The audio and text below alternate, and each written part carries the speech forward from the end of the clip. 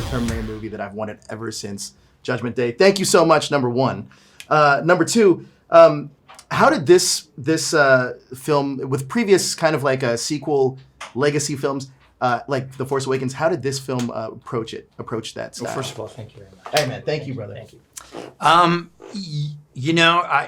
You feel like if it's a railroad, the track was already laid there, right? So it just happens to stop out in the middle of nowhere, and I just started laying more track because Jim kind of created these set up the story, set up these characters, and I'm just sort of telling the next chapter of it. And I really feel like we talked about this a lot in the writer's room. It's almost like you set up a simulation of Sarah Connor of T-800, and you just run it, and this is kind of the story that comes out.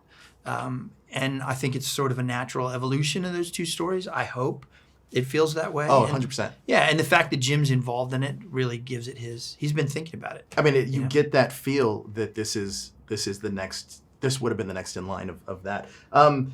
Question about the name Legion. Where did that come from? That one was mine. I did a lot of, you want it to sound like a cool name, but I also wanted to suggest that it's not a singular intelligence. I wanted it to feel like it was this big distributed intelligence that was more than, it didn't see itself as a single entity. It became this sort of all-encompassing thing.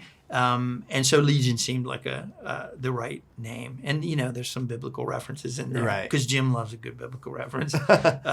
Yeah. So you talked about the writer's room a little bit. Was there ever a plan if Linda didn't come back for the story to continue on?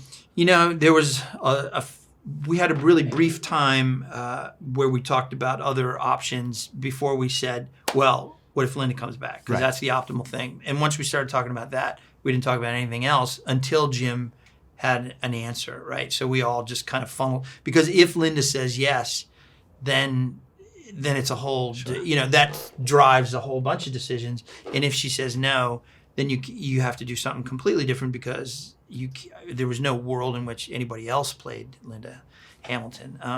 So all roads led to Linda, and I don't know what was beyond them. Probably nothing. I probably would have fucked off and quit if she didn't do it.